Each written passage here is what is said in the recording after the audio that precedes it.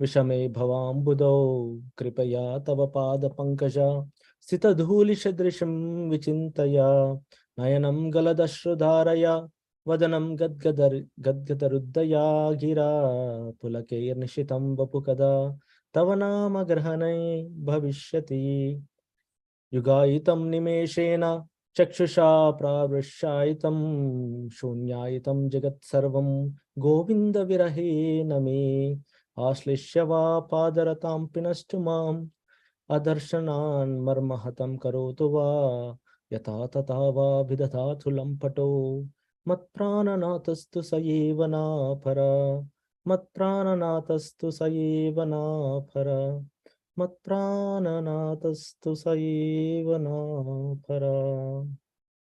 So these are the beautiful 8 verses composed by Lord Chaitanya Mahaprabhu, right? As Simhesha Prabhu was mentioning in the introduction class, there is nothing else. Krishna Chaitanya Mahaprabhu came down as a devotee version. Chaitanya Mahaprabhu himself is a mix of Radha and Krishna, right? He came with the body of Radharani, but his he came with the body of Krishna, but his heart is of Radharani.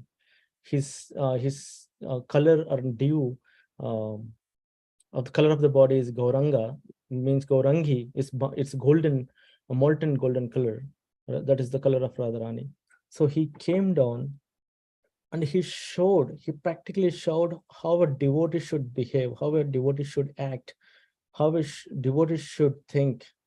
So in the terms, he was practically showing and demonstrating how one devotee should be. He never wrote anything, or he was instructing his intimate devotees at multiple locations, but by himself, he didn't compose anything. So these are the only 8 verses. And these are named as Shikshashtakam. That these 8 verses are useful for the training. Okay, and we have seen 4 verses, first 4 verses in the previous days, right? And fourth one, I think Prabhu was mentioning, it was covered a little bit. But anyway, so this is basically the summum bonum of the movement, summum bonum of these Gaudiyas. We are our parampara, Guru parampara is, what is the Guru parampara? Brahma, Madhva, Gaudiya. So we are the Gaudiyas. When we talk about Gaudiyas, that means we follow Gauranga Mahaprabhu. One who claims to be following the Gauranga Mahaprabhu should know these 8 verses and should know the meaning of these 8 verses and should be following these verses dearly, okay, closely.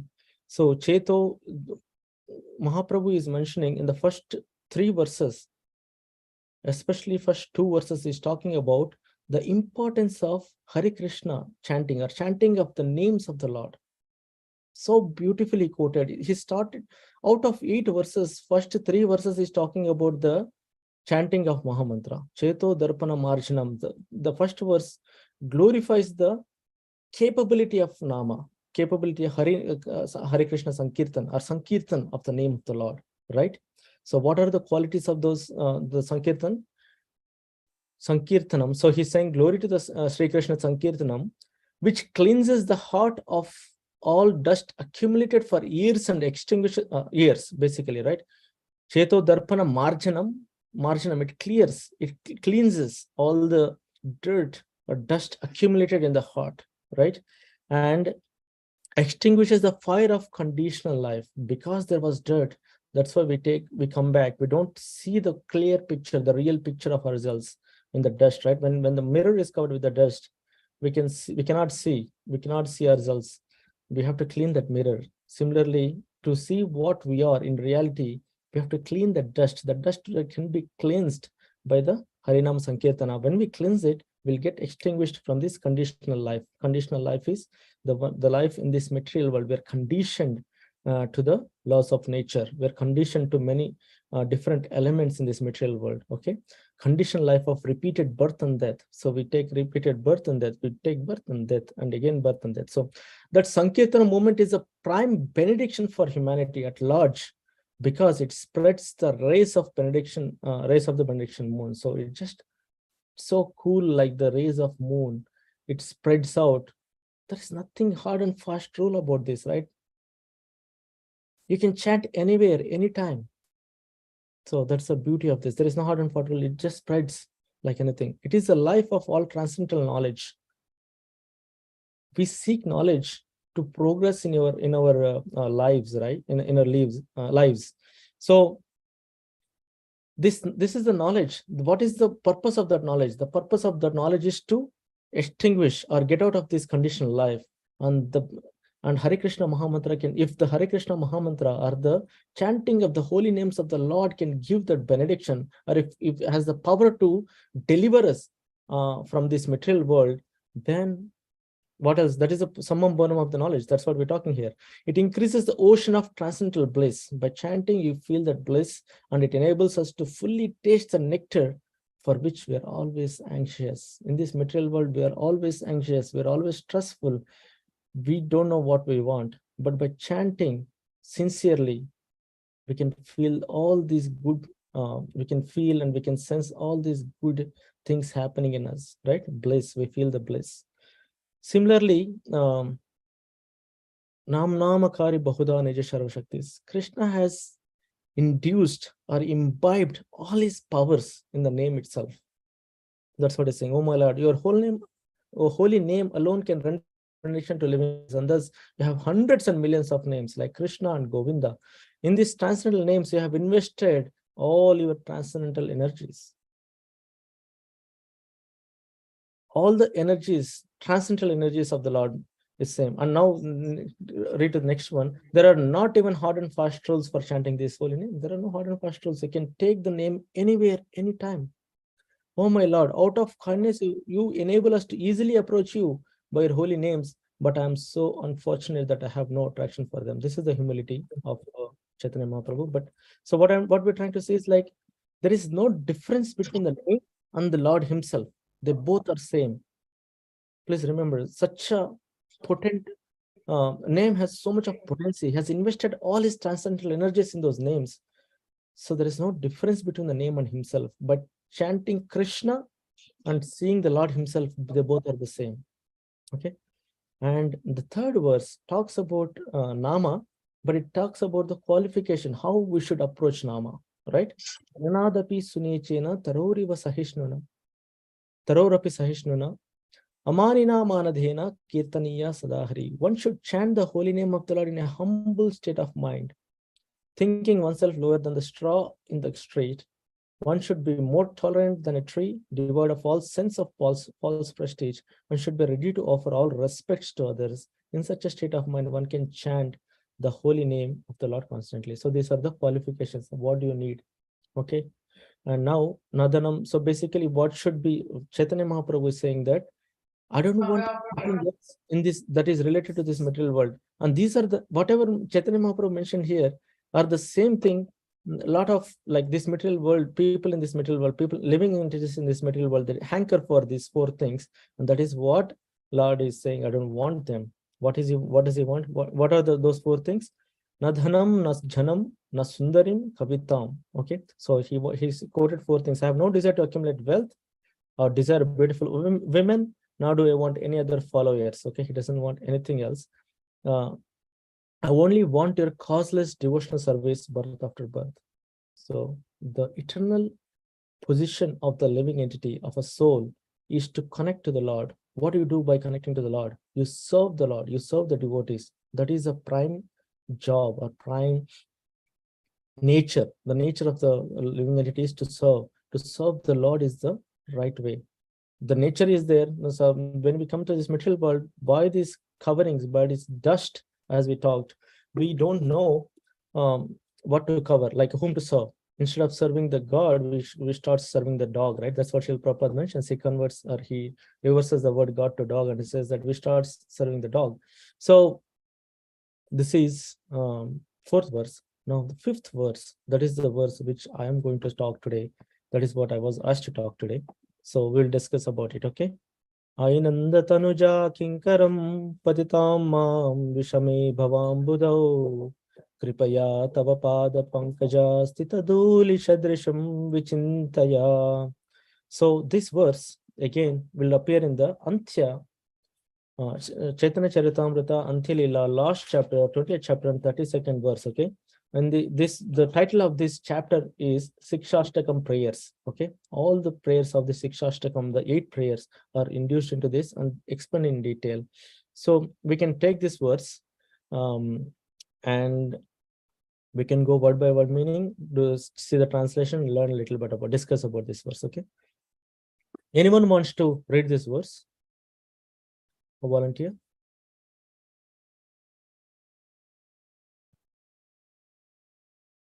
Read the translation? No, Mataji, read the verse. Read the verse. Yeah, it's easy. Okay.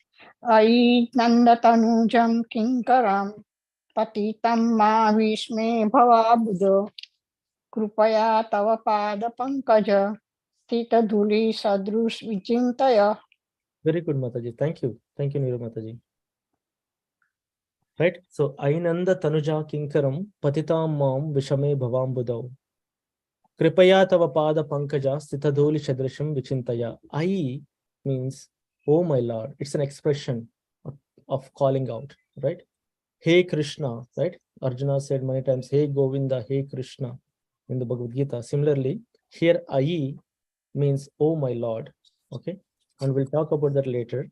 Nanda Tanuja, the son of Nanda Maharaj Krishna, Kinkaram, the servant, Patitam, fallen, Mam, me, Vishame, horrible, Bhava Ambudhav, in the ocean of nescience, Kripaya, by causeless mercy, Tava, your, Pada Pankaja, lotus feet, Sthita, situated at, Dhuli Shadrisham, like a particle of dust, Vichintaya, kindly consider.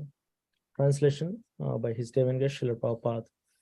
O my Lord, O Krishna, son of Maharaj Nanda, I'm your eternal servant. But because of my own fruitive acts, I have fallen into this horrible ocean of nescience. Now please be causelessly merciful to me. Consider me as particle of dust at your lotus feet.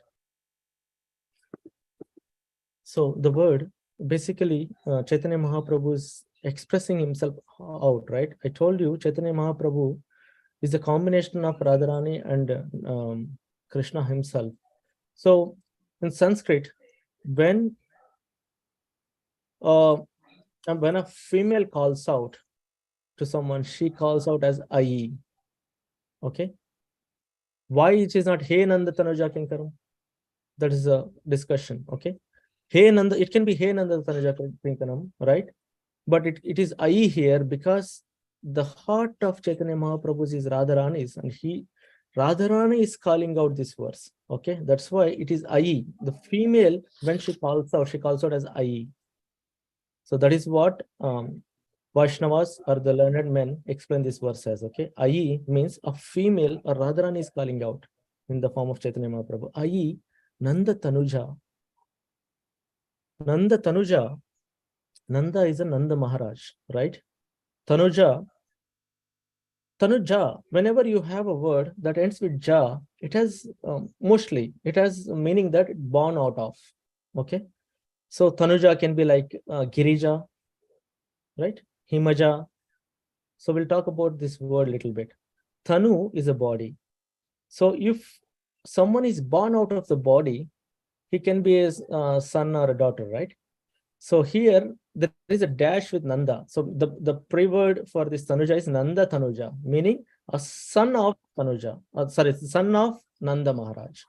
Got it? So Tanuja means son. Nanda means Nanda's son. Okay. Hey, this is very specific. He's not telling. Krishna can be the thousands of Krishnas.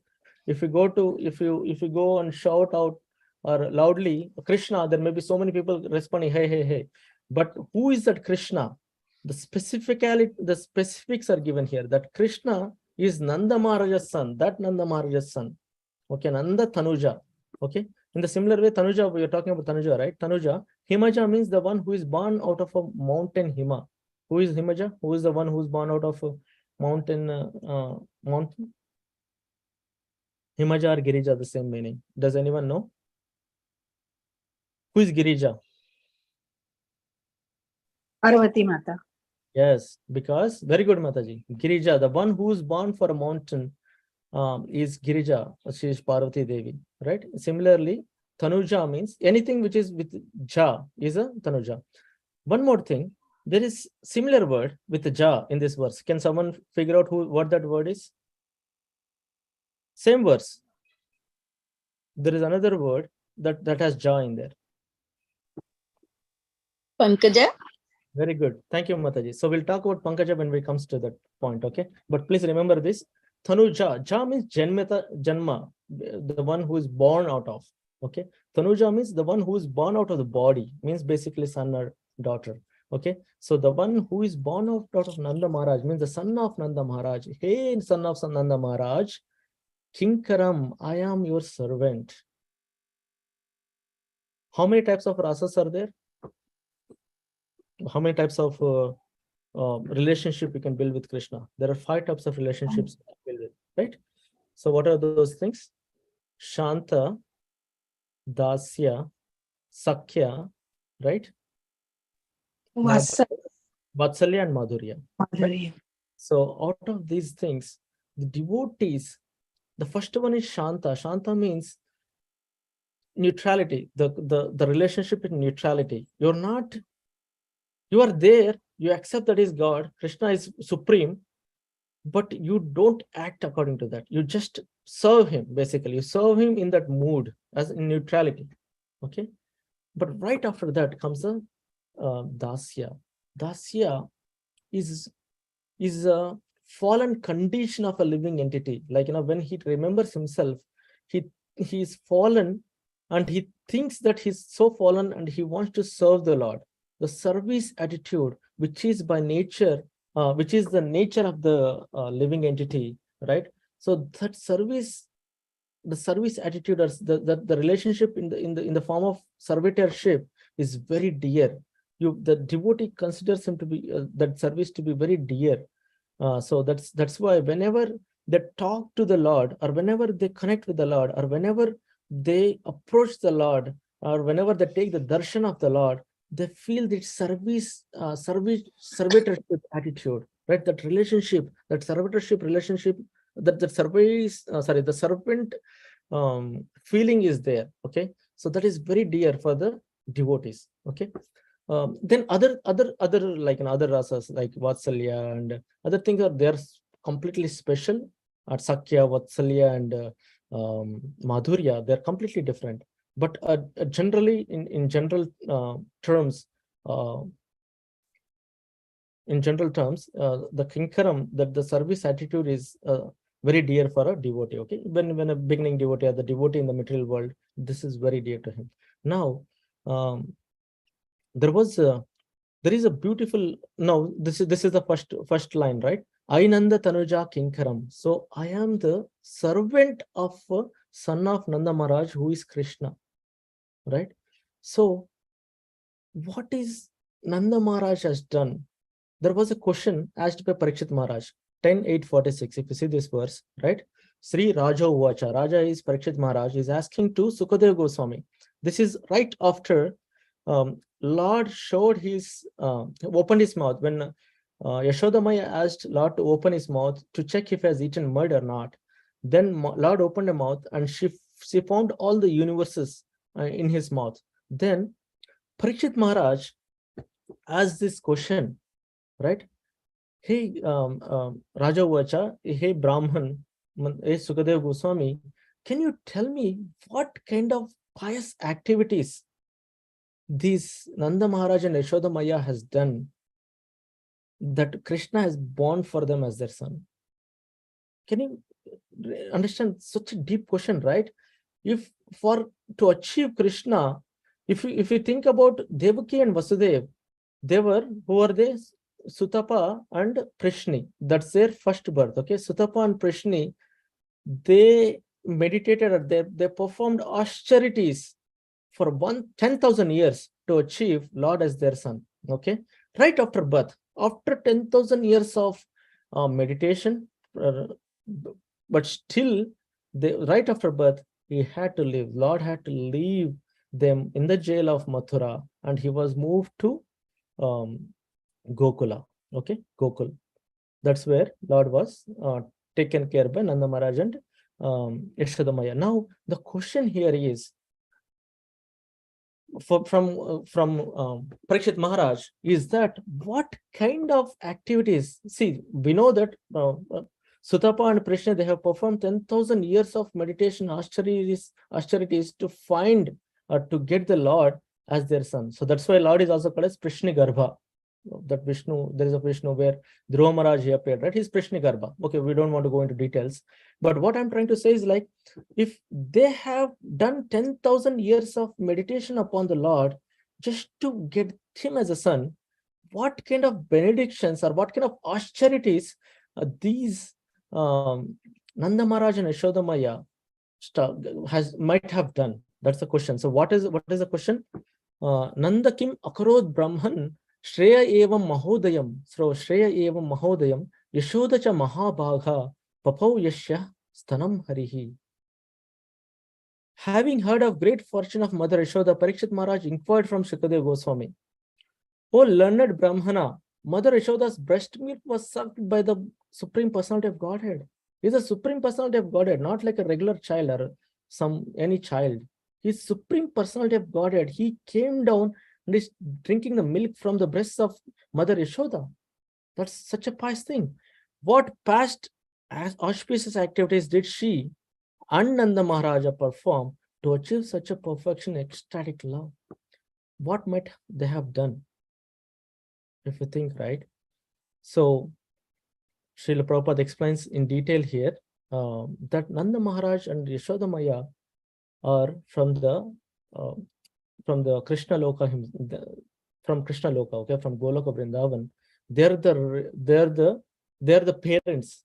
They always in Vatsalya Rupa, and they are always the parents of the Lord, and they are called as Nitya Siddhas. They're not Baddha Siddhas. They're Nitya Siddhas. They're always there. They're serving the Lord there. Okay, but they came down. Their name was Drona and Dhara. Okay, Drona is Nanda Maharaj and Dhara is Yashoda Maya. They came down from that level, right? When Krishna wanted to appear in this world, they came down. They wanted, Brahmaji said, okay, when Brahmaji said all the demigods have to come down, then they said that, okay, Brahmaji, we also want to go down and we want to serve our son. So that's when, so that is the importance of the word Nanda here. So whenever we see here, Nanda Maharaj and Yashoda Maya are special beings, right? They are, I mean, Krishna, the Supreme Personality of Godhead, was there with them and was playing with them. So that's the background of word Nanda. So we have to take care of that. So I Nanda Tanuja Kinkaram, that the son of Nanda Maharaj, I am the servant of the son of the Nanda Maharaj. Patitam Mam, Patitam is fallen. And here his Lord is showing, as we spoke before, Lord came down as a devotee. So he's showing his devotional, he's representing all of us. He's not, he himself is the fallen, but he's representing all of us and telling that we are fallen in this world. Patitam Mam, we are fallen. Vishame Bhavam, where did we fall? What kind of place we fell into? Vishame, horrible, right? Vishame, horrible. Bhava Ambudav. Bhava means this material world, the world which is existing, which we see, this material, which we falsely see as existing. That Ambudav. Ambuda is a word again. There are, Sanskrit is full of words. So Ambuda means, Ambu means water, Dha means the carrier, okay? The one who holds the water is Ambuda. And the one who holds the water in large, so basically it's the ocean, right? Ocean is the one which holds in this earth or in this universe. The ocean is the one which carries the water, so that is Ambuda. And that ocean, what kind of ocean is that? So Lord is telling that it's Bhava Ambuda. Bhava means where you have the birth and death, okay, again and again and again, this material world. So this material world is like an ocean. Once you fall down, it's very hard to come out, right? The real position of this entity, living entity, should be to be with the Lord, to be in the Goloka Vrindavan. But we have fallen into that ocean of Ambuda, like of the Bhava, where there is no, you take birth and death again and again in the same world. You're in the ocean. You try to come out, but you go down. You come out and you go down. So that's what is the ocean, right? So let's say that there is someone fell into the ocean and you try to come out and cannot come out. So that's the ocean. You're just cribbed. by the ocean, the strength of the ocean. So this bhava, we're also gripped by this birth and death cycle, right? It's impossible. It's kind of looks like it's impossible to come out. So that is why it is horrible. Why it is horrible? Horrible because this is temporary. This is not our world. We are not supposed to be in the ocean. We're drowning in the ocean, but we're not supposed to be in the ocean. We're supposed to be out somewhere, but we're drowning there. So it's horrible. That's why it is horrible. That's what Chaitanya Mahaprabhu is saying. Kripaya tava pada pankaja. Kripaya tava pada pankaja. By causeless mercy. See, it is very hard to come out of this ocean, but only one thing can protect you. That one thing is Krishna's mercy. Right? The only capable person in this world, the one and only, is Lord Krishna himself. He has all rights to take you out of this material world. He's a proprietor. He has all the controls, all the commands. He can deliver us from this material world. So he's saying that mercy of the Lord. So requesting Kripaya as a devotee, representing the devotee. Chaitanya Mahaprabhu is saying here that Kripaya tava pada pankaja. He's not requesting to take us out, but look at this. The word tava pada pankaja. Tava means you. Okay, your. Kripaya tava pada pankaja. See, now let's come back to the word pankaja. We saw Tanuja, here it is pankaja. Okay, what did I say? Ja means janma, basically the where it came out from, where it took birth from. So panka in Sanskrit means mud or dirt. Okay, the one which is basically, they say, I haven't seen, but they say that the lotuses are born out of the mud or the muddy waters. Okay, that's why the word pankaja has been came out. So pankaja means lotus. Pankaja is lotus, and it is described that in this whole universe, as a living entity, if we see, the most beautiful thing what we can see is a lotus. There may be so many other things, but the most beautiful thing is lotus.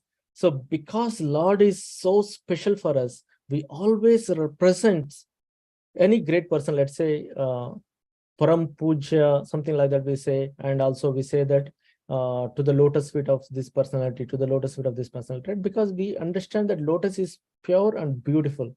So this even though lotus is born out of the mud, but the lotus itself is beautiful, okay, with different layers of leaves and everything. So not leaves, the petals, the lotus petals. So in the same way, the most beautiful thing is lotus. And whenever we represent, because we are so limited in this material world for the words, the most beautiful thing we see is lotus. So we represent everything of all the organs of the body of the Lord with the lotus, like lotus feet, lotus hands, lotus face, lotus eyes, right? Whenever we explain, it is respectful. It is our duty to remember to call or call out those parts of the Lord as with the lotus. You're representing them as a lotus. Right? It's a respect. As a devotee, we respect the Lord's organs. But in the another Angani Yasya Sakalendriya Vrittimanti, all his organs are same and equal. They perform all the activities. Okay, that's what Brahmaji says. So similarly, there is no difference between any organ. But the thing is, devotees see the lotus feet as very dear to them. Lotus feet of the Lord.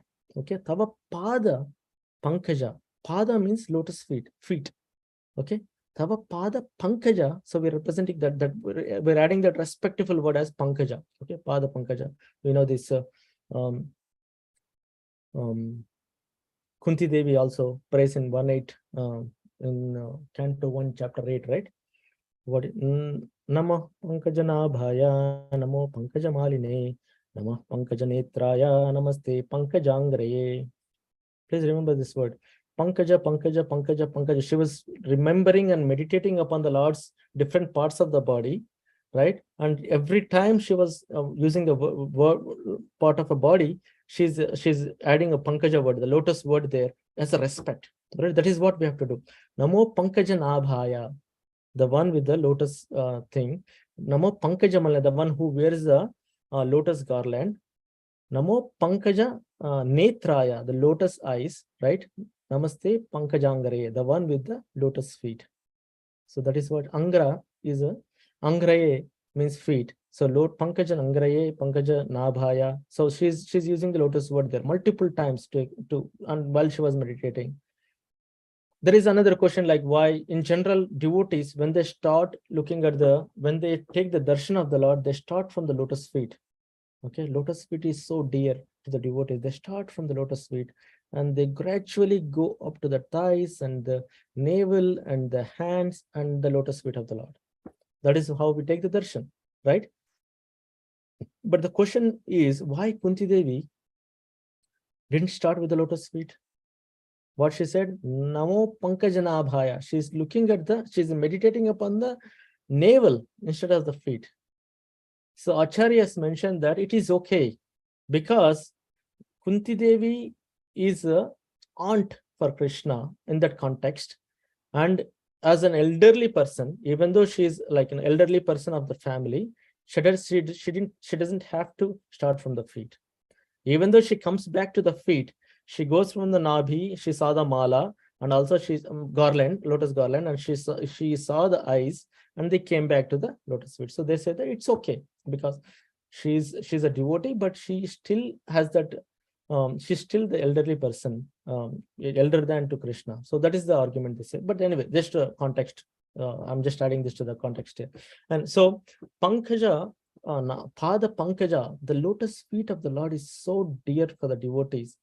There are stories and stories and stories um, about the lotus feet of the Lord. Okay, every time a devotee prays to the Lord, they always think about the lotus feet of the Lord. Lotus feet is so dear to the devotees, and they say that Lord is called as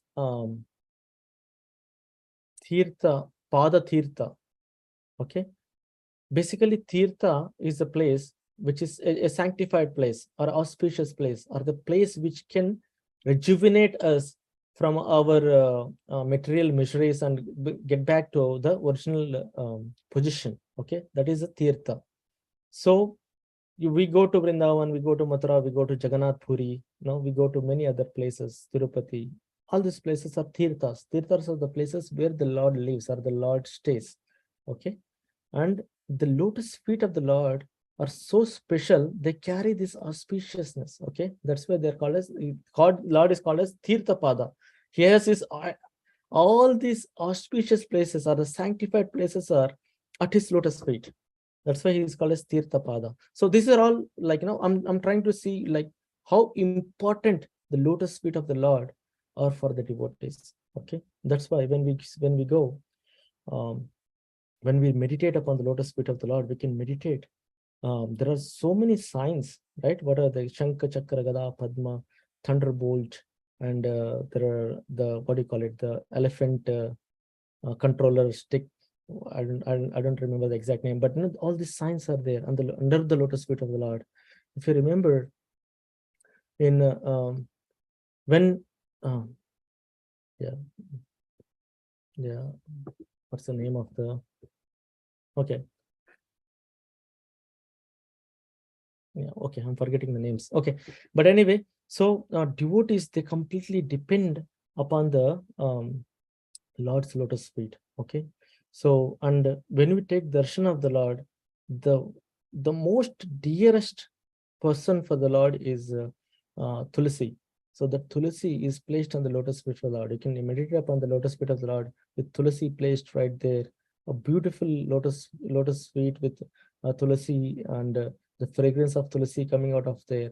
If you remember, when four Kumaras, they they were passing by the Vaikunta, they got attracted to the bodily features of the Lord. They were following the Gnana Marga, but when they smelled the fragrance of the Tulsi and the lotus feet from the lotus feet of the Lord, they got attracted to the bodily features. Then they took the path of Bhakti Yoga. They were in the Gnana Yoga, but the moment but the fragrance of the Tulsi and the lotus feet of the Lord was so attractive, they just got transformed themselves into the first time they saw the Lord as a being with so many bodily features. So they got attracted and they started performing or practicing the bhakti yoga. They become bhakti yoga devotees. So that is the importance of the lotus feet and the lotus and the tulsi and the at the lotus feet of the Lord. So when we go to the when we go take darshan of the Lord, it's very important to see these features, right? We just go take darshan, as 2-second darshan, do big dandavat and run away.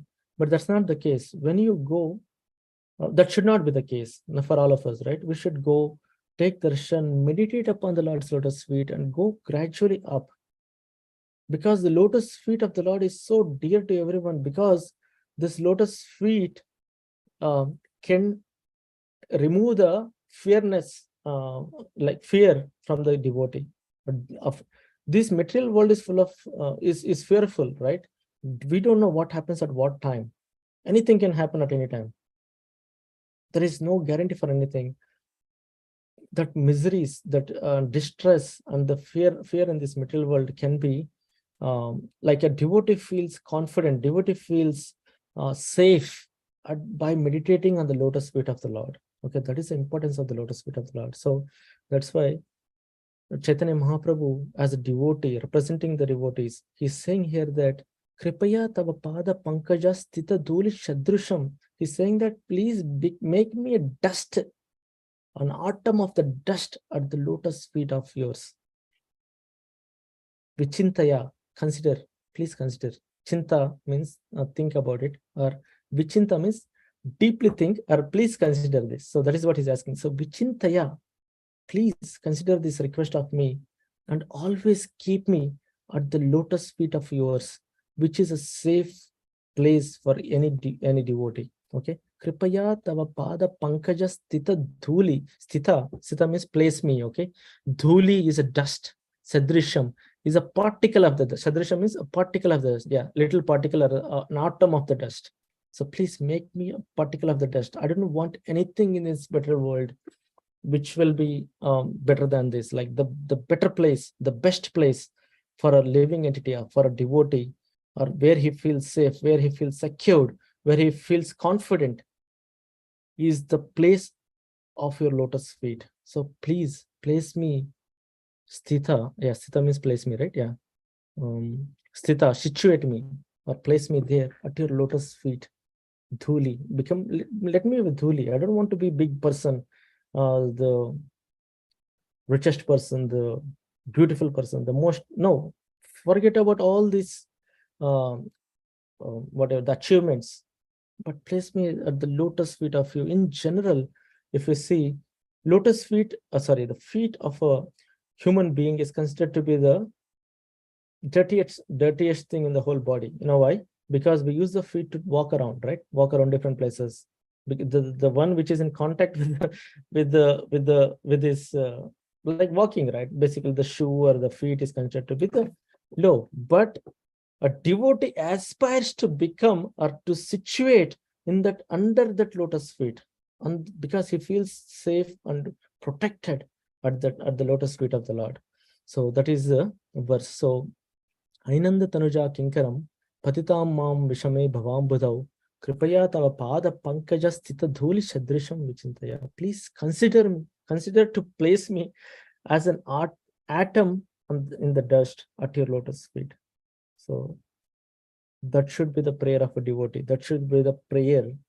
Kinkaram, see, you're not, Kinkaram is a servant. Nanda Tanuja Kinkaram, as a servant, please put me there. That is the request we do.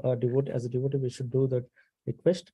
That is the mood we should carry. When we enter the temple, the other day, one devotee was mentioning beautifully that, when you enter the temple, when you leave your shoe, right there, leave your pride and your, what do you call it? Your egos and pride and arrogance. Just leave that there. When you're leaving the shoe, just remember, I am no one.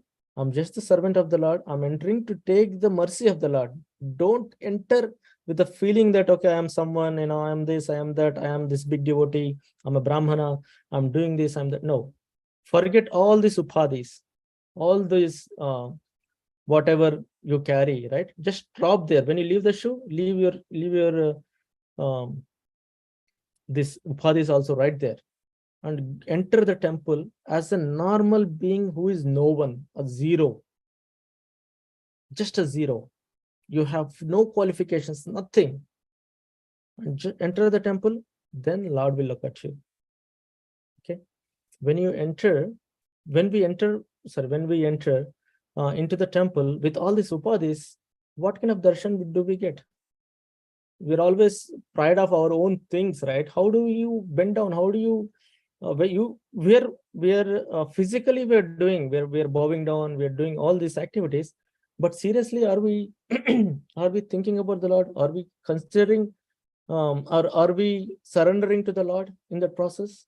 I don't think so. If we have this thing in the mind, so we should leave that while leaving the shoes at the outside, just leave these upadhis also there and enter with a zero expectation and zero upadhis. Enter there, take darshan, be a servant, seriously be a servant. And I mean, that's lesson for me too. So be a servant and take the darshan of the Lord. As we have seen, right? Take the darshan of the Lord. Start from the lotus feet. You see the tulsi. If you don't see the tulsi, that means you're missing something. You should see the tulsi at the lotus feet of the Lord when you take darshan. See the tulsi. You go up. You see the mala. You see the dress. You see the garlands. You see the beautiful hands of the Lord. Lotus hands. You see the lotus face of the Lord. You see the lotus eyes of the Lord. You see the lotus, the artistic things that have been done on the Lord. You see the hair, and you come down and bow down then, right? Then you are really surrendered. When we go with this, with the upadhis, you're not surrendered. You're always thinking about yourself. Okay, I'm this, I have to do this, what others are thinking. Nothing like that. Just go inside as a zero, and surrender to the Lord, surrender to Srila Prabhupada first, right? Srila Prabhupada and to the deities. Then that makes some meaning. That makes a meaningful darshan. Okay. So so this way, this fifth verse, Ainanda Tanuja Kinkaram Patitam Mam Vishame Bhavambudau Kripaya Tava Pada Pankaja. This should be Kripaya, please. So requesting Tava Pada Pankaja, at your lotus feet, make me a dhuli, dust, an atom of the dhuli sadrisham, a particle, or it's not like make me full dust. I want to be floating all your feet. No, just some atom here and there. That's what is the position. Like it's in the poetic way, right? Dhuli, just make me an atom of the dust at your lotus feet. So that is the feeling we should all have when we take darshan, and when that's how we should approach the Lord. So Sri Chaitanya Mahaprabhu is demonstrating or training us. This is Shikshashtakam, is training us on how we should be asking the Lord, or how we should be looking at the Lord. Okay.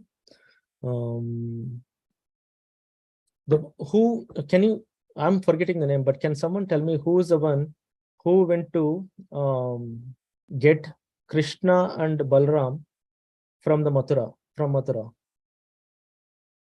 Akrura. Who is that? Akrurji. Akrura. Akrurji. Thank you very much. Okay, that's the name I was forgetting. Akrura, when he went to bring Krishna and Balram, right? He entered, he had seen all the good signs, right? Deers passing by on the right side, and he was seeing all good signs. He was confident that Bhagavatam says this, okay? He was confident that he will get darshan of the Lord. He's a devotee of the Lord, please remember. So when devotee of Lord, he was thinking about the Lord all the time, how to interact with him, how to think, how he must be beautiful. He didn't see, but he has heard about the Lord. So he was thinking about the Lord throughout the journey from Mathura, and he entered the Vrindavan, and when he entered on the mud, he saw the footprints of the Lord. By seeing the footprints of the Lord in the ecstasy, he started rolling on the mud. On the ground, he was rolling. He's Akrura. Please remember, he's the minister, almost equal to the minister in the Kamsa's dynasty or the kingdom. But this person, this devotee, Akrura, is rolling on the ground with ecstasy. So what had he seen? That he had seen the lotus feet of the Lord, the feet has that marks, right? I told you the Shankha, Chakra, Gada, Padma, all these things. He was seeing them, and if we confirm that these are the Lord's lotus feet, and he was rolling on the mud, on that ground. So that is the kind of ecstasy a devotee gets by taking darshan of the lotus feet of the Lord. Okay, that is what devotees aspire to be. That is what they want to serve. Okay, so that's what I wanted. That was one of the examples I wanted to mention. Thank you for helping me out. So we can stop this class here. Please share your reflections, thoughts, anything I have missed, or if you how you connect with this verse. So that will help for all of us to relish this verse more better.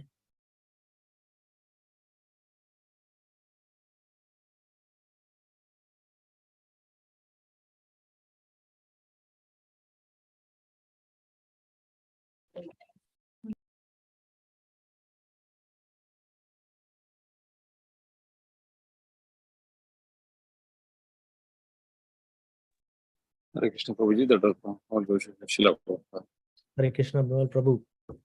Prabhuji, I joined late, but when I joined, I heard nectar, definitely. So Prabhuji, definitely I'm fallen soul. There's no two thoughts about it. I always, when I see the Lord, I see from the top. I know you said you should see from the bottom. So that consciousness is not, I don't know, it's not happening basically.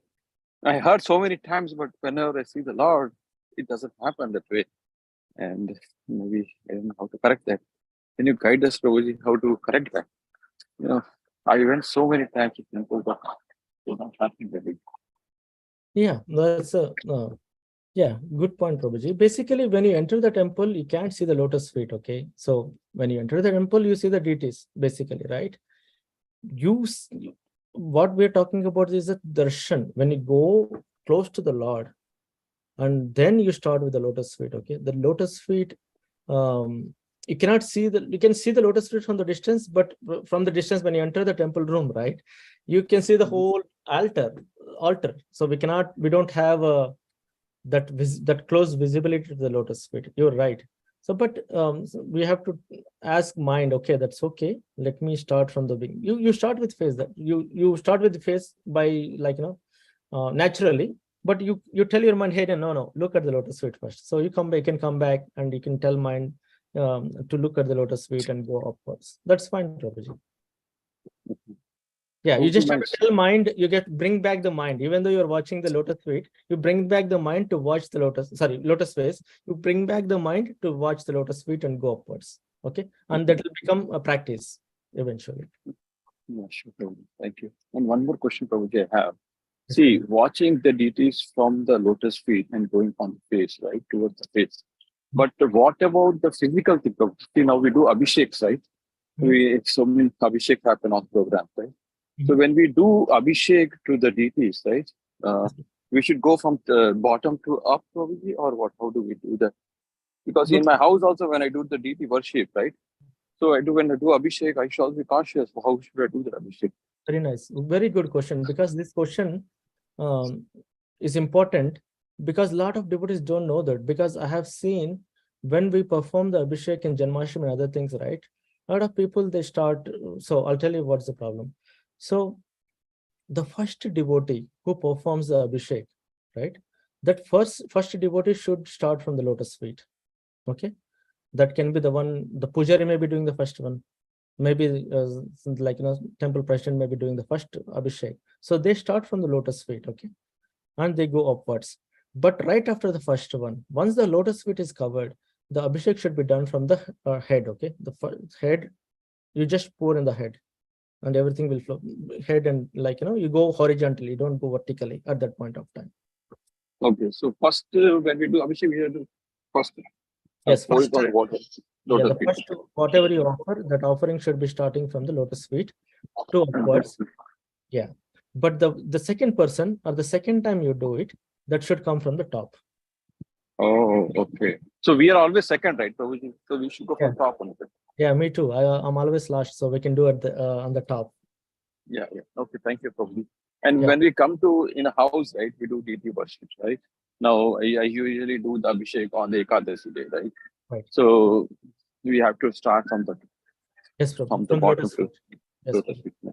Okay, okay. Thank you very much. Yeah. Correct. Thank you, Prabhuji. I see Suman Mataji raised the hand. Hare Krishna Prabhuji, then with pranam, all glories to Srila Prabhupada. Prabhuji, I want to understand that what is the definition of servant in spiritual world and how should we adopt it from the heart? Means dasanubhav, that I want to understand that how that will come and how we should, how we should uh, act like.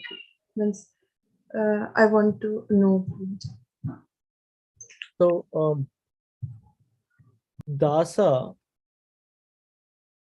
will get to that level, or we get to that understanding when we, thank you for the question, Mataji. So, when we think that we are something, right? When we think that we are this person, we have this much, and we have this family, like, glorified family, glorified money, glorified job, or a high paying job. When we think that we are that person, or the person with all this accumulation, or all these qualities, then that surrender will not come, that dasya will not come. Okay, let's keep it, that's my first point. Okay, the second point is, unless we go into the turbulence of this material world, or if we experience turbulence or the miseries in this material world, we don't feel that till then we think that we are something. Okay, till we think that we are something, we cannot get surrendered. Okay, when that surrender to the Lord, basically, if you believe that faith, first thing is with faith, right? When you have faith, you talk to the people, like other devotees, association comes, and all this, after some levels, what happens is, like, you think how big the Lord, how good the Lord is, how merciful the Lord is. When that feeling comes in, okay, if that doesn't comes in, when that feeling comes in, you feel you are very low and you feel dasya. First point. Okay, if that feeling doesn't come in also, let's say for some reason that feeling is not coming, but still practice and tell the mind, Krishna is the Lord, so let me be dasya. Like, tell the mind, train the mind, it's okay. Okay, I have this many things, but I'm still the lower.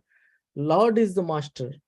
So when we think and train the mind, like what Prabhupada says is that, right? Fake it till you make it. Fake it, that's okay. Tell the mind that's okay. We're dasya. So then that develops, that habit develops, the mind will get to know. And it's always good to be with understanding, with that surrender mode, but that needs that turbulence you should go through. That's not good in the material wise, but you have to go through this ups and downs of this material world to understand how low we are. So we don't want to go through. It's better to train our mind itself. Okay, it's okay. Lord is master, and we understand that right now. We listen. Prabhuji, what are the qualities of a servant, Prabhuji? This is a good question. There are different words for servant, right?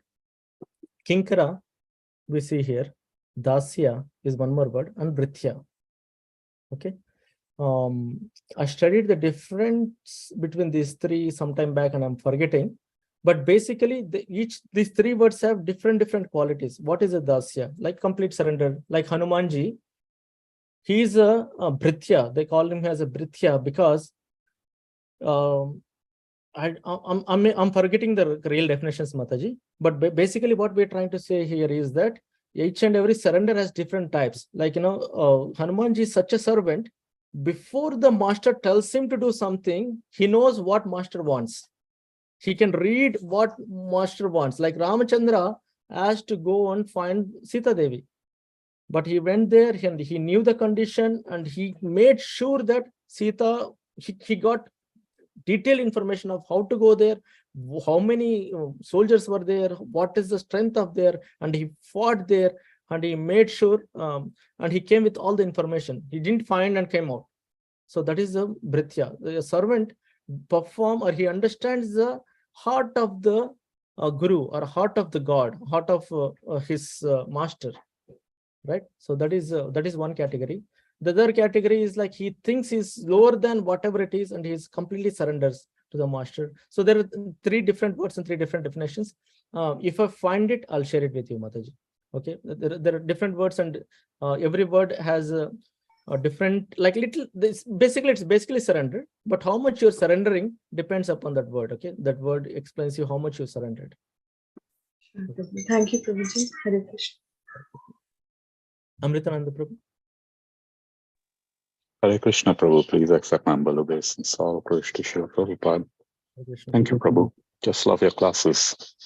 My question is regarding, actually, I want to share a realization when we were talking about lotus feet. And then there is a question related to this thought. So lotus, as you explained, is clean, pure, even though it is in a filthy surrounding. So that in itself is beautiful, other than the physical aspect of a lotus. Now, if we see feet is the lowest part of our body, and our feet takes us here and there, it's going through mud, whatever it is. And the feet gets very dirty. So when we use this term lotus with feet, I was having this thinking that, let's say, lotus feet of a Vaishnava. Now, the Vaishnava is in samsara. The environment is filthy, material conditioning. And he goes here and there, sharing Krishna consciousness. But still, even the lowest part of his body remains pure, like the lotus. Though he is in material contact, he remains untouched by it, like the lotus. So that's where lotus feet. And if we think about it, if the lowest part of the body is so clean and pure, what about the heart and the mind? How pure that must be? Because that is not so much. I'm just giving the analogy of walking and dirt. So this is the thought I was having when you were sharing the meaning of lotus feet. So my question, Prabhu, is like this way there are many thoughts when we think about terms, or like Bimal Prabhu used the word nectar. And, there are many words and phrases that if we actually put a little thought behind it, it is very deep. And even the simple thing of dasa, dasanudas, servant of the servant, but it's very deep. So Prabhu, the confusion, or, the thing which I want to make sure is this speculation? Because we get knowledge from Guru Sadhu Shastra, and then we're using that as a springboard, so to say, to try and dive into more and more meaning, realizations of whatever is that subject matter, like lotus feet. So how do we protect ourselves from speculating and just coming up with something? Right. And just stick within the, guidelines of what Guru Sadhu Shastra have given us. If you could please share something of your thoughts on this. Sure, Prabhuji. Yeah, we should not speculate. That's what Srila Prabhupada also mentions, right? Multiple times he mentions mental speculation is not allowed. So whenever we use lotus feet or lotus, whatever we have said, I back it up with the words from Kunti Maharani, right? Namo Pankajanabhaya, Namo Pankajamaline, Namo Pankajanabhaya, Namaste Pankajangare. So basically, there are so many verses describing the lotus form of the Lord, right? Lord, whenever you say or whenever you see Pankaja, Saroja, like there are so many other words that are used for the lotus to define the Lord's features as lotus. Okay, so yes, you're right. We cannot mentally speculate the things, but we should at least follow what they have written, right? So everywhere you see, we always have to have a backup from the scriptures. Like, okay, I'm using lotus. Is everyone using it? So I can give you like thousands of references where Lord's features, whenever they speak about the Lord's features, they always put lotus in front of it, right? Lotus feet, lotus mouth, lotus eyes, everything of Lord is lotus, because that's a beautiful thing what we find here. Forget about the Lord. Think about any big personality. They call us la pada padma pankaj. Like if you I remember, like, my grandfathers, and they used to write the letters like under to your lotus feet and all those things, just for the regular people, right? Now some elders to the elders also, they used to say lotus feet, lotus things. So what to talk about the Krishna himself? But anyway, so for your answer to your question is like, we should always have a backup when we think. Also, there should be backed up with some kind of scriptural evidence. So we should not go for mental speculating. Thinking is okay, but we have to see if there is any reference for our thinking. That's what I do whenever I try to give a class. So I see if I also get thoughts. So whenever I get a thought, I'll see if is there any reference for that. So that'll make it a authenticated point when we mention to anyone. Is that okay, Prabhuji? Partially, yes, Prabhu. The thing was with using as analogies. Okay. As analogies, if you see that so many Vaishnavas, they use different analogies. Even Prabhupada gave that analogy: dog runs on 4 legs, man runs on 4 wheels. Now, 4 wheels weren't there during the time of Goswamis. Right. Okay. The latest. So using the same principle and tying it up with an analogy to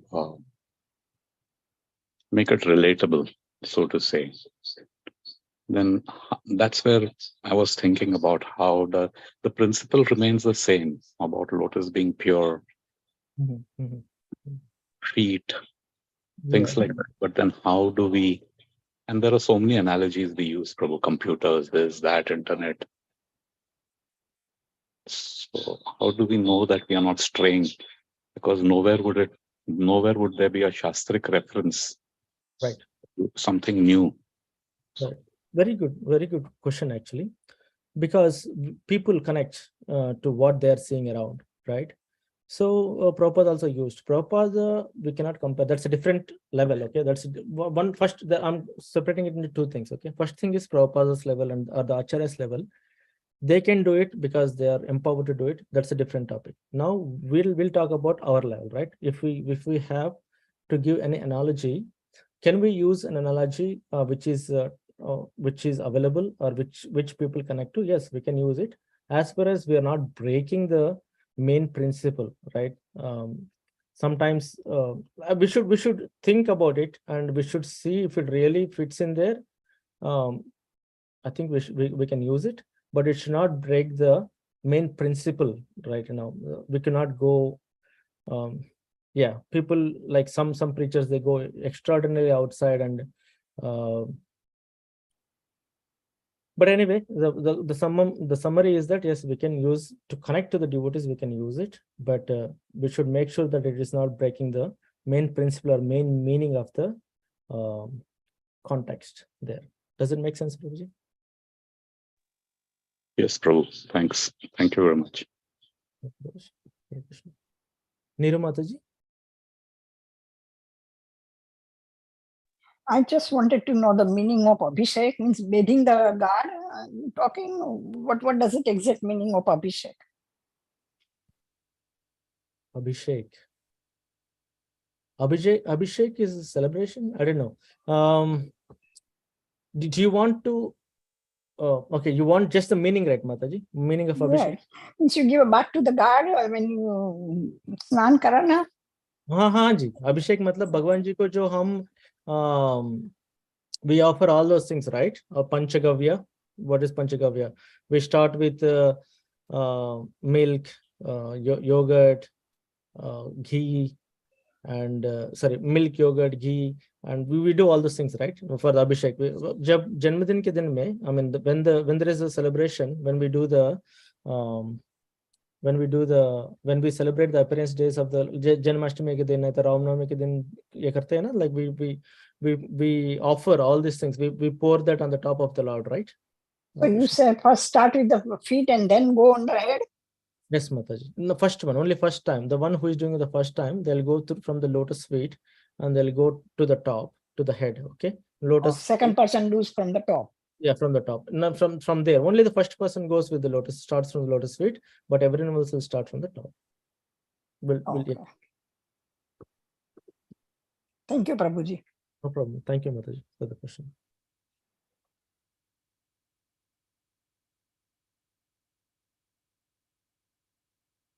Any other points? Hare Krishna, Prabhu, Hari Bol. Prakash Prabhu, Jai.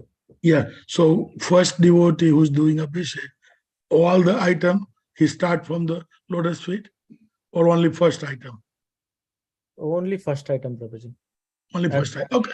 Only first item, then they can start from the other things from the top. Right. Okay, thank you, Prabhuji. Hari Bol. Hare Krishna.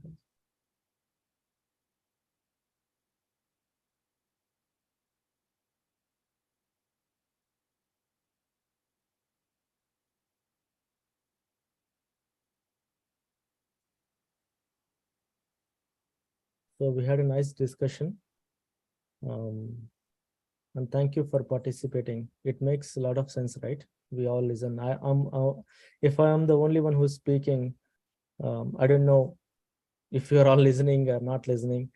I mean, it doesn't make difference, but what I'm trying to say is, like, if you participate, it makes a forum. It makes it a full, like, a complete lesson. So a complete discussion. The discussion becomes complete. So, all right. And Simeshwar Prabhu, it's all yours now.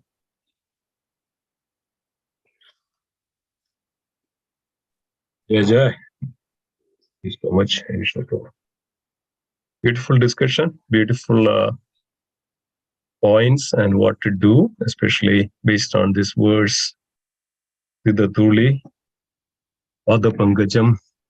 It's beautiful. And also, I just wanted to add some comment also. When we enter into the temple, we should also offer the obeisances to all the Vaishnavas first. As soon as you enter. So that's the first thing to do, offer the obeisances. Also, that's connects to Mataji's question that, how we can. So as soon as we enter, we offer the obeisance to the Dham and the devotees. We come to the Srila Prabhupada. So also we start from the left to right, not directly go to Krishna, not directly go to Jagannath. We first offer the obeisance at the door itself to the Dham and the devotees. Because of, as it's mentioned, that Lord Dham is called Tirtha Pad. Tirtha Pad is the lotus feet of the Lord. So anything that we do also in the temple is also called Pada Sevanam. It's always good to remember that.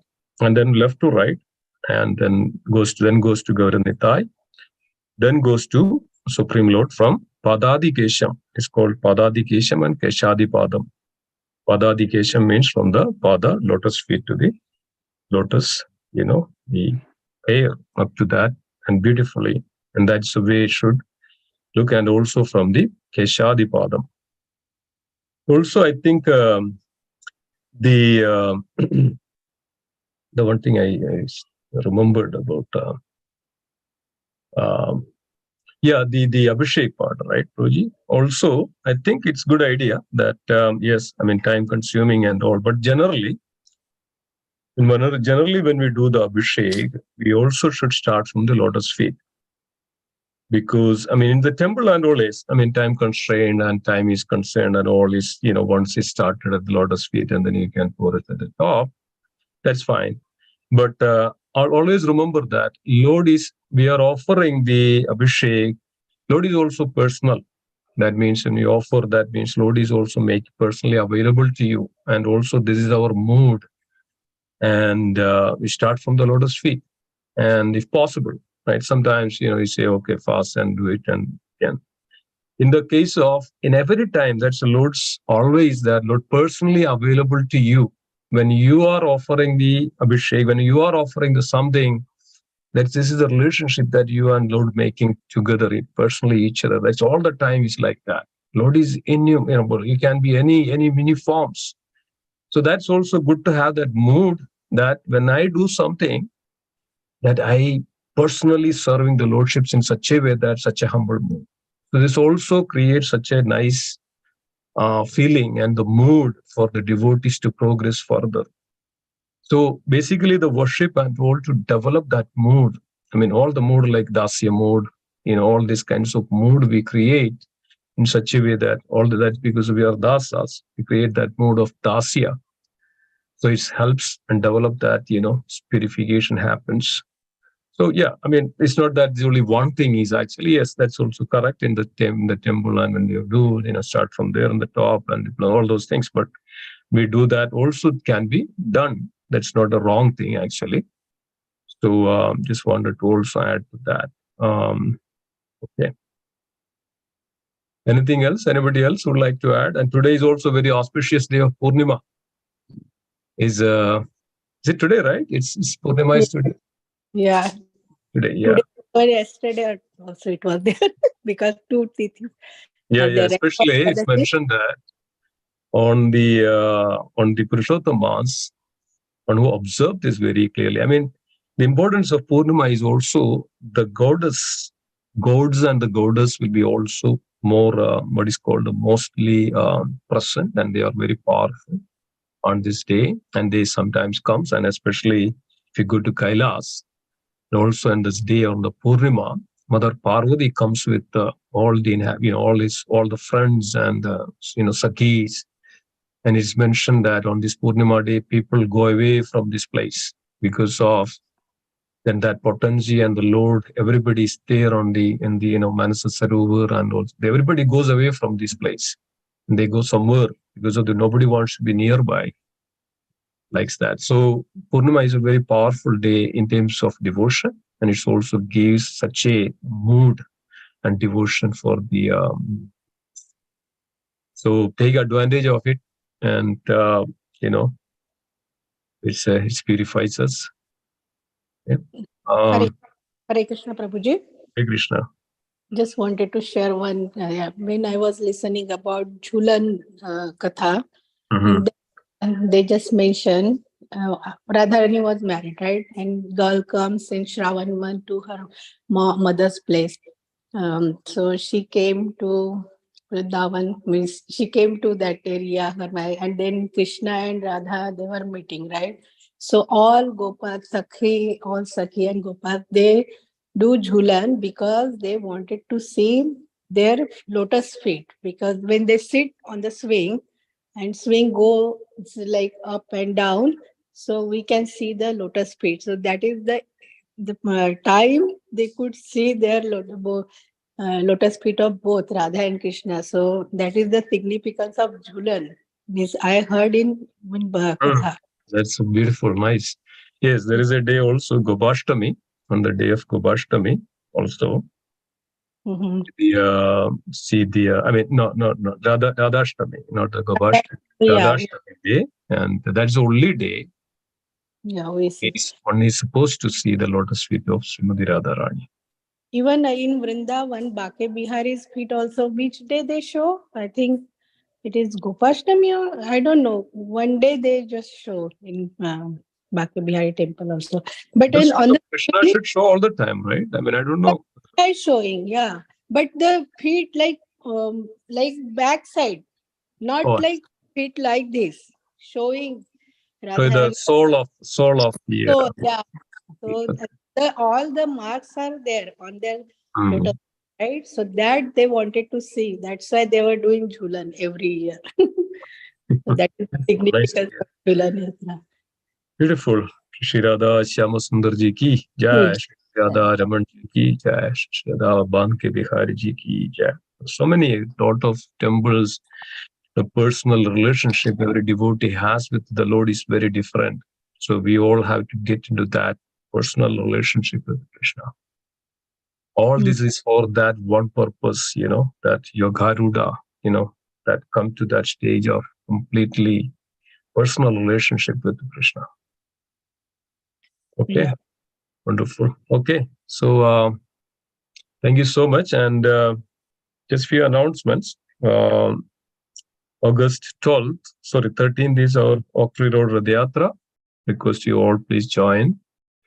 And then we have Balram Jayanti is coming on August 31st. And also we celebrate, and also that's our deity installation day. We celebrate it as Brahmotsav as well. And then Janmashtami is on September 6th. So beautiful festivities, and why we are all celebrating again, serving. Lord is so pleased when the devotees come forward and serve the Supreme Lord. So as Chaitanya Mahaprabhu revealed today, Tava Pada Pangaja Stidaduli Sadrishyam Vichintaya. Stidaduli. Please put me in. Chaitanya Mahaprabhu is praying to the Lord. Please put me in that as an atom at the lotus feet of God. That's a mood that we all should have, and eager to serve in such a way that always at the lotus feet of Krishna. It's mentioned that Pada Sevanam is considered as any service at the temple is considered as Pada Sevanam. Mopping the floor, cleaning up, setting up, bringing things, and cleaning courtyard and gardening, watering the gardens. Any service that is called Pada Sevanam. So temple is also called the Virtapada. Okay, thank you so much. Anything else anybody would like to add?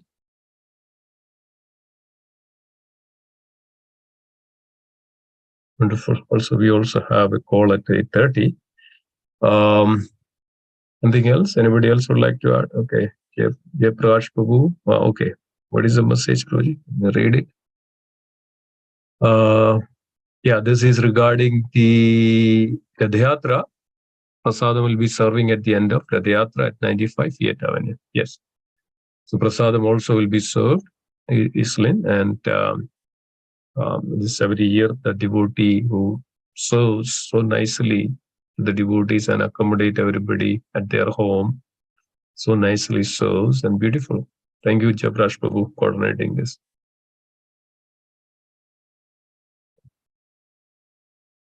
Okay. Anything else? Any other comments? Any other reflections?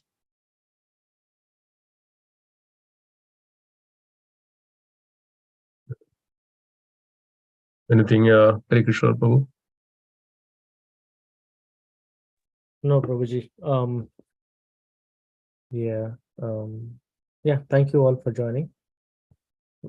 Still trying to find, I have read this reference where only the first devotee should perform the... Maybe, it's maybe there. It's a neutral. Yeah. Second one, and thereafter should be from the lotus. It's not like personal thing, because we should see the convenience of the Lord. Yeah, that's true. There's a temple and all. Yes, I agree that. Yeah, but so I'm trying to find the source. If I find it, I'll share it.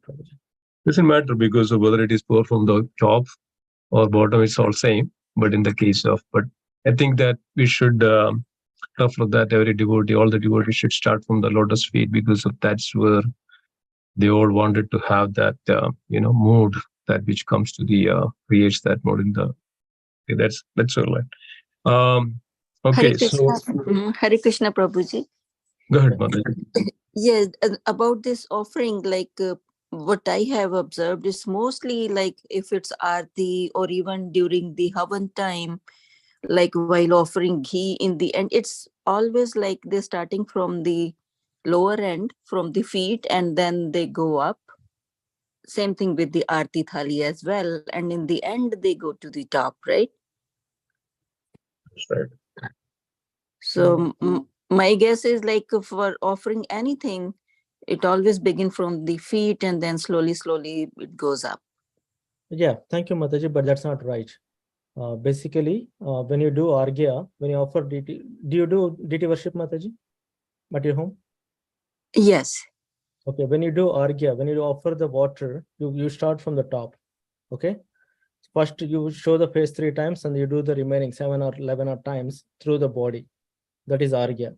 When you do Dhupa, you do whole body 7 times or 11 times. If you do Deepa, right, then only you start from the lotus feet. But everything else you start from the top. So that's where you differ, maybe. No, yes, mostly for offering flowers or the Aarti Thali. Our But whole yes, not like a complete snan kind, like Abhishek or Panchamrit kind. That like mostly priest has done at my home.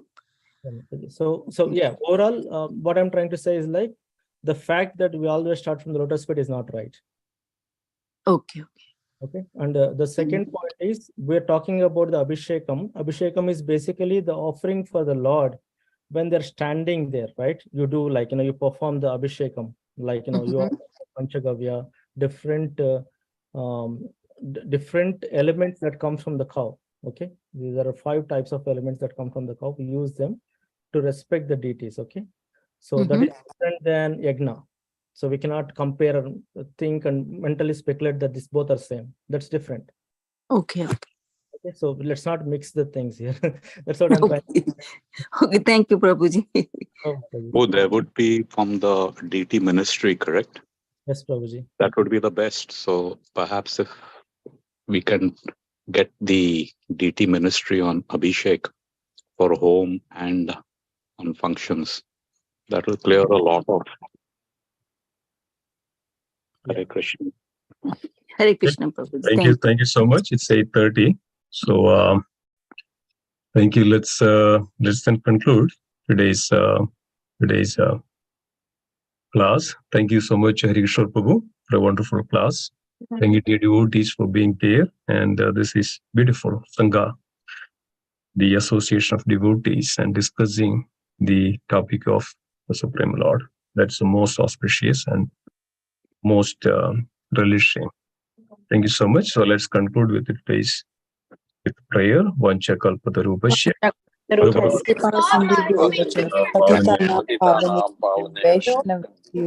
Vaishnav Vrinda ki jai. Srimad Shikshashtakam ki jai. Shri Shri Chaitanya ki jai. Shri Jai. Shri Panchatattva. Srila Prabhupada ki jai.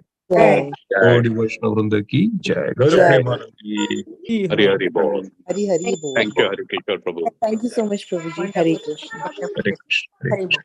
Hari Bol. Hari Bol. Okay, so the